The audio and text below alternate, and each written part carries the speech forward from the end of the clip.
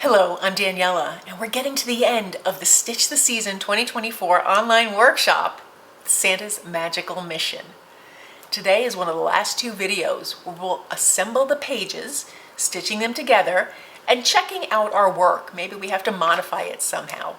Can't wait to show you what I've done to complete this beautiful journal. So let's get started. So now I have all my pages completely sewn. I'm going to take one more look and see if there's anything I want to change or add before I attach the pages and combine them to start making our signatures for our book. The covers we'll work on in another video because there's a few other things I want to do with the covers. But for this, I'm looking at this particular page and I like it, but it's a little bland. So I wanted to maybe add a little bit of this felt holly, and I was thinking of this cute little gingerbread man. I don't think I really want to add Santa, but I think I want to add this gingerbread man. Or I have this little felt cutout that says joy, but I don't think I need to do that. I think the gingerbread man will work and it coordinates with my entire piece. So I'll stitch those down before I start assembling the journal. Now another thing I want to do is just go through the pages individual and remove any additional layers that I'm not going to need. So for here on the pen holder, which even though I've stitched it down, some hand stitching here, I have that pin holding it in place. I can remove the pin for now, and I just want to take some of this bulk away. I'm going to leave one layer of folded fabric down, but I'm going to take this top layer here and really trim it further. When I stitch it down, I'll attach it, but this will give it a little oomph, a little place to hold on to. This looks pretty good.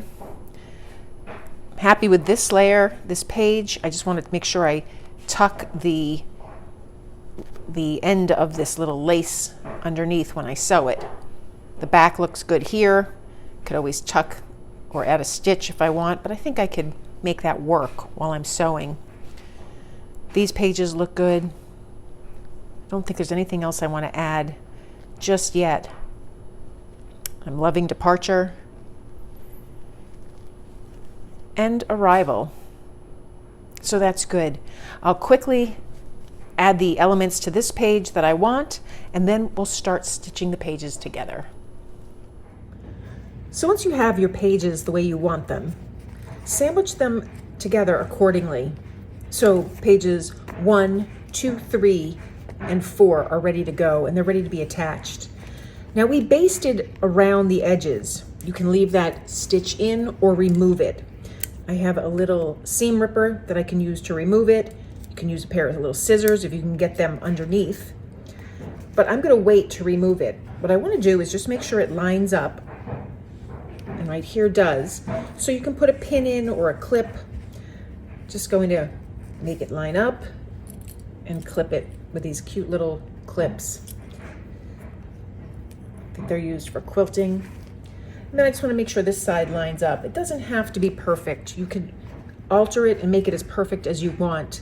You can take out your basting stitch and make it fit, but this works for me. Again, it's individual choice. So now I want to do a ladder stitch. I like it because it's a hidden stitch. The thing to remember with the ladder stitch, and because I have this basting stitch that I'll probably remove later, is you go in, you make sure everything's tucked, and you go in. I like to go in under the fold if you have it on fabric. You don't have to do that.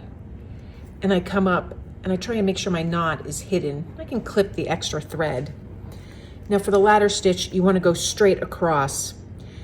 And you don't want to go through the outside. You just want to catch some of that folded fabric going straight across. Now here I am going through a couple of layers because I put that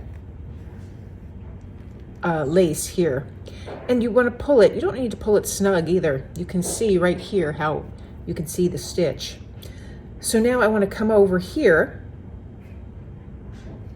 just a little further away, not too terribly further away. And I come out, and then I'm going to come straight across again this way. And when I come out this way, I'm going to try and come out a little further, maybe of 1/8 of an inch further. So you can see where I went in straight across and I come out and I pull this. And again, I'm not pulling it snug, but you can see how it forms a little bit of a ladder. So I'll come here, straight across, come out 1/8 of an inch away. And I'll do this a couple of times, speeding it up so you can see the process and you can see where it's going. And then I'll complete the rest of it off camera.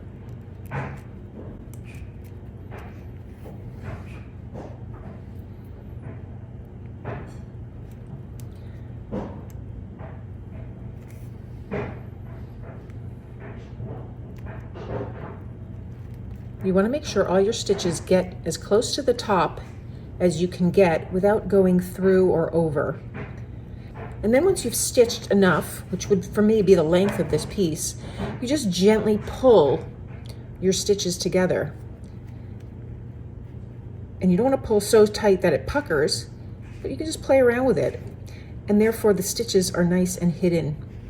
Now I'll continue the length of this piece all around the pages. I'll need to thread my needle again, but then I'll have a complete front and back. And I'll do this on this page as well as this page.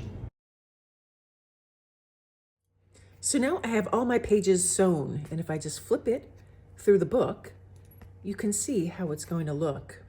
The next stage is to attach these pages to the inside cover. So here I have the cover. It's completely unfinished. It's in separate parts. The outer cover, which has the batting, and the inner cover. And I'm going to use that inner cover, the inside cover. I have my pockets extending past my page, and I still have a little give here. And then I want my book, my pages of my book, to be sandwiched in here. It's okay if they get stitched down over the edge of the pocket. But what I like to do is just place it down, fold the page over and see, well, I can see I need to move it a little more this way. These are very thick pages, and so that's a lot better. I can even go a little bit further and make sure my pages are aligned on top of each other. Yes, that's very good. So now I'm going to sew down my spine. I want to just flip these pages this way because this is how they're going to go. And I'll put one down here and one down here. And that's how I'm going to attach them. On the first page, it's going to go right in here. So I'm going to stitch down this area. And I don't have to stitch the entire length. I can do a few stitches up top, then space them wider, and then a few inches tightly spaced at the bottom. And then I'll do the same thing here, and I'm only tacking it down right on the fold. Because the colors of the pages, this one's more white, this one's more dark or different, I'm going to stitch them down with different color threads. First thing I want to do is leave everything in place. Make sure I have that edge nicely abutting where I want it to go, and then I'll put a few pins in place. This is to hold my page where I need it to be. Put another one in the bottom here. And you can never go wrong with constantly checking your work. That looks pretty good. It is only going to attach in one section. So I'll take some white thread and start my stitching. Now you could use your sewing machine if you'd like. I like to do it by hand. I'm using this pearl cotton number 8. And because the knots will be hidden on the inside of the cover, I'll just come in through the back. I just want to make sure I have my first few stitches exactly in place. And now I'm just going to stitch down. I'll do a back stitch. A few stitches, maybe 2 or 3 inches worth of stitches. This really secures the page to the inside cover. I like the back stitch because it's a nice strong stitch, but use whatever stitch you prefer, or if you want to use your machine, go ahead and do that. So I'll continue to stitch it. So now that my first page is sewn in place, I can remove the pin. verify that everything's in position. That looks good on the first page. And now for the second page, I like that placement. I'll add a second pin like I have here. Right down at the bottom.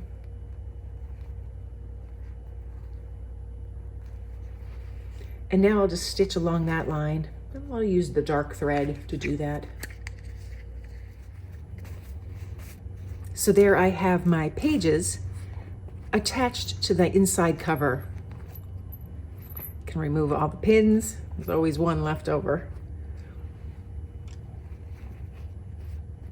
And there I have the pages of my book. In the next video, we'll attach the back cover to the front cover and we'll add a dangle.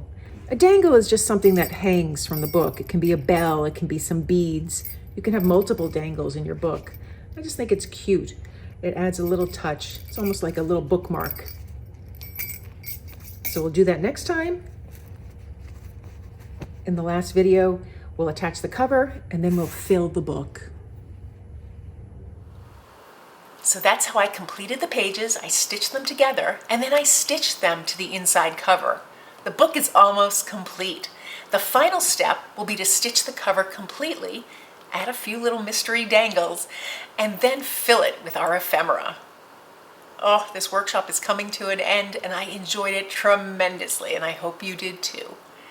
Please feel free to post your work on our Facebook group, Stitch the Season in 2024. And thank you for joining me today. If you found this video helpful, well, you know the drill. Please give it a thumbs up and be sure to subscribe.